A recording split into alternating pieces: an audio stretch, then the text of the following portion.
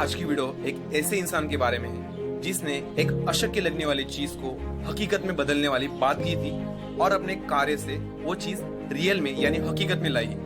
तो शुरू करते हैं आज की वीडियो के साथ। ऐसी ही एक लेजेंडरी कहानी है माइकल फेल्प्स की। इन्होंने तो 2004 के ओलंपिक्स के बाद ये अनाउंस कर दिया था कि अगले ओलंपिक्स में 8 गोल्ड मेडल्स जीत के वर्ल्ड रिकॉर्ड बनाऊंगा। इसके बाद उनके कॉम्पिटिटर्स, न्यूज चैनल्स और बहुत से लोगों ने बहुत मजाक उड़ाया। फिर भी उन्होंने वही टॉन्ट्स, वही मजाक को अपने एक्शन से जवाब दिया। हम सभी जानते हैं कि पानी में ज्यादा तक रहना कुछ हद तक हमें नुकसान जरूर दे सकता है, पर फिर भी खुद पर बिलीव रखकर माइकल फेल्प्स हर दिन स्विमिंग की 12 घंटे प्रैक्टिस करते थे। पर जिंदगी ऐसे महान लोगों को बार बार निखारती है। बहुत से लोगों को सक्सेसफुल लोगों की तलवार की चमक दिखाई देती है, बट कोई भी सक्सेसफुल इंसान किन स्टेजेस से, किन प्रोसेस से जाता है, ये बहुत कम लोग जानते हैं। तो आज की कहानी माइकल फेल्प्स की, the story of Michael Phelps. 7 साल की छोटी सी उम्र से स्विमिंग सीखना शुरू कर दिया। माइंडसेट इतना पक्का था कि अपनी लगन और मेहनत से 10 साल की उम्र तक नेशनल रिकॉर्ड्स तोड़ दिए। 12 साल की उम्र में अपनी कैटेगरी के नेशनल रिकॉर्ड्स तोड़ दिए। ये जब 15 साल के थे तभी अमेरिका के पहले बच्चे बने जो ओलंपिक्स में गए। कॉलेज की उम्र में आए तभी उन्होंने अपने पुराने रिकॉर्ड्स फिर से तोड़ दिए। 1972 में मार्क स्पिट्ज ने एक वर्ल्ड रिकॉर्ड बनाया था। स्विमिंग में एक बार में 7 गोल्ड मेडल जीता था। यही चीज सुनने में इम्पॉसिबल लगती है, फिर भी सबका यह मानना हो गया था कि इसके बाद इससे ज्यादा नहीं बन सकता। फिर भी माइकल फेल्प्स ने अनाउंस कर दिया कि इसे मैं तोड़ूंगा, और उन्होंने ये सिर्फ कहा नहीं। मार्क स्पिट्ज 4 साल तक 8 घंटा ट्रेनिंग करते थे। सो माइकल फेल्प्स ने 4 साल तक 12 घंटा ट्रेनिंग शुरू कर दिया। अगर शायद कोई सोचे कि 12 घंटा पानी में रहना इतनी बड़ी बात नहीं है, लेकिन सिर्फ 1 या 2 घंटे में हमारी बॉडी उस पर रिएक्ट कर देती है। अगर आप में से अभी कोई सोचेगा तो ये नहीं कर सकता, ये ना हो पाएगा, और इनके बिलीफ सिस्टम को ठेस पहुंचाने वाला शायद नहीं होगा या फिर शायद कमजोर होगा। पर बताना चाहूंगा ये चीज अनाउंस करने के बाद कि वो वर्ल्ड रिकॉर्ड बनाने वाले हैं, वो भी 8 गोल्ड मेडल से, उनका कई जगह पे बहुत मजाक उड़ाया गया। अभी शायद कोई सोचे कि इनकी फैमिली सपोर्टिव होगी, घर का वातावरण फेवरेबल होगा, बचपन से स्विमिंग के लिए इन्हें प्रोत्साहन मिलता होगा। पर बताना चाहूंगा इनका बचपन बहुत से प्रॉब्लम्स और संघर्षों में बीता। ये 9 साल के थे, फिर भी इनके माता पिता का झगड़ा इन्हें हर रोज देखना पड़ता था। दोनों से बहुत प्यार करते थे, दोनों को साथ में देखना चाहते थे, पर इनमें डिवोर्स हो गया। पिता के जाने के बाद ये अकेले में बहुत रोते थे। बट द थिंग इज, ये सिर्फ रोते नहीं बैठे, उन्होंने उसी वक्त स्विमिंग के लिए एक पैशन क्रिएट कर दिया और उसी पैशन को अपना डिवोशन देके प्रैक्टिस करना शुरू कर दिया। अभी शायद कोई सोचे कि एक बार लक्ष्य मिल जाने पर, माइंडसेट तैयार हो जाने के बाद शायद लाइफ थोड़ी आसान बने, बट बताना चाहूंगा उसी समय उन्हें कई बीमारियों से गुजरना पड़ा।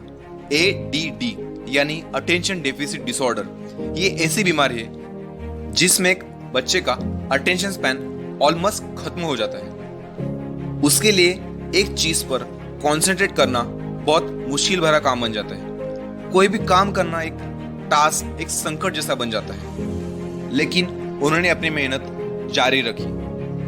फिर इतनी परीक्षा लेने के बाद नियति ने उन्हें बॉब बाउमन जैसे कोच दिए और डेबोरा फेल्प्स जैसी माँ का सपोर्ट उनके पास था, ताकि उनकी आगे की जिंदगी को एक दिशा मिल सके और वे अपने दुगने एफर्ट्स देकर उस दिशा में आगे बढ़ सके। दोस्तों, सिर्फ खुद तो सक्सेसफुल बहुत लोग हो सकते हैं, पर उन्होंने माइकल फेल्प्स फाउंडेशन की स्थापना की और उन्होंने कहा कि स्विमिंग ने मुझे वापस खड़ा किया, इस स्थिति तक लाया है। मैं ये पूरी दुनिया को देना चाहता हूँ। मुझे स्विमिंग को लोगों के जीवन जीने के तरीके में डालना है। इनके कोच ने उन्हें एक अलग लेवल का फोकस बिल्ड करने के लिए ट्रेनिंग दी थी और उन्हें इसी की मदद से ट्रेन किया था। पर ऐसे ही प्रैक्टिस करते करते नियति ने उनकी एक और परीक्षा ली। उनका लेफ्ट हैंड फ्रैक्चर हो गया था, हड्डी टूट गई थी और डॉक्टर ने उन्हें यहां तक कह दिया कि आप ओलंपिक्स में भाग नहीं ले सकते। तो गोल्ड मेडल तो बहुत दूर की बात थी। फिर भी इतना बड़ा झटका लगने पर भी पहले खुद को संभाला और तुरंत उस पर एक्शन लेना शुरू कर दिया।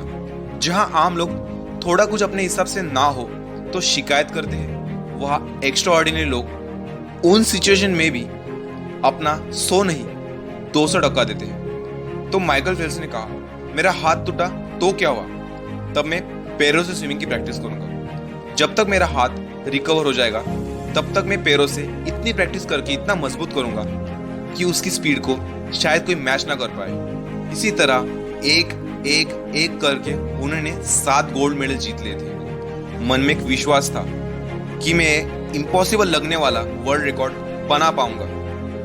अगला रेस था 200 मीटर की बटरफ्लाई का। जैसे ही रेस शुरू हुआ तो माइकल ही रेस के लिए कूदे और इनका गॉगल क्रैक हो गया। बाकी स्विमर्स ने बड़े जोश के साथ स्विमिंग करना शुरू कर दिया था और इस वक्त में मेरी क्या गलती, रुको फिर से स्टार्ट करो, सॉरी मैं रेडी नहीं था, ऐसा तो कह नहीं सकते थे। तो उन्होंने वैसे ही तैरना जारी रखा।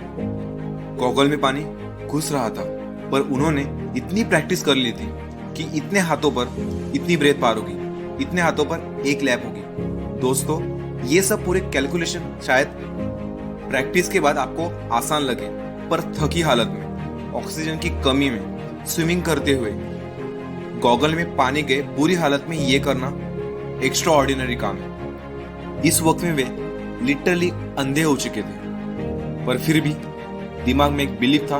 उन्होंने हाथ मारना जारी रखा और जब आखिरी हाथ पे उन्होंने फर्स्ट छुआ तो उन्होंने अपने वचन को पूरा कर दिया था। वे 8 गोल्ड मेडल्स के साथ वर्ल्ड रिकॉर्ड बना चुके थे और सभी तरफ से तालियों की आवाज आ रही थी और उनकी मां की आंखें खुशी के आंसू से भरी हुई थी। इसी तरह उन्होंने कोई सोच भी नहीं सकता ऐसा वर्ल्ड रिकॉर्ड बनाया। लेकिन दोस्तों कहानी यही खत्म नहीं होती। अब वे रिचेस्ट प्लेयर में 5वें आ गए थे और समय जा रहा था। जो हासिल किया था उसका फल ले रहे थे और अपने सक्सेस के रिजल्ट्स लेते लेते वे कुछ गलत आदतों में पड़ गए और कुछ ऐसे हादसे हुए, driving under the influence of intoxication, recreational drugs के साथ पकड़ा जाना, पार्टी के साथ स्मोकिंग लॉट में पकड़ा जाना। 2 बार उन्हें जेल तक जाना पड़ा और इनकी लाइफ में स्विमिंग से उन्हें 6 मंथ के लिए बैन भी लग गया और उस वक्त उनका दिमाग अंदर से पूरी तरह हिल गया। फिर उन्होंने खुद से एक बार फिर से ठान लिया कि गलती हो गई मुझसे, लेकिन इन गलतियों को मैं दोबारा नहीं करूंगा। और उन्होंने इनकी माँ और कोच की मदद से दोबारा कमबैक किया। दूसरी खिलाड़ियों की कमबैक स्टोरीज देखी, उनसे इंस्पिरेशन लिया और फिर से खड़े हुए और आज ओलंपिक में 23 गोल्ड मेडल से और टोटल 28 मेडल्स 4 ओलंपिक्स में उन्होंने जीते। मैं पर्सनली इनसे बहुत इंस्पायर हुआ हूँ। आज आप भले इस चैनल को सब्सक्राइब या वीडियो को लाइक मत कीजिए, बट इनसे कुछ ना कुछ तो जरूर सीख के जाइए। लॉन्ग टर्म में आपके लिए बहुत ही फायदेमंद साबित होगा। तो हमारी अगली वीडियो एक बुक पे बेस्ड होगी जिसका नाम है Jonathan Livingston Seagull by Richard Bach. ये कहानी एक सीगल यानी समुद्री पंछी की है जिसे जीवन में कुछ बड़ी और शाश्वत यानी सस्टेनेबल चीज अचीव करनी है।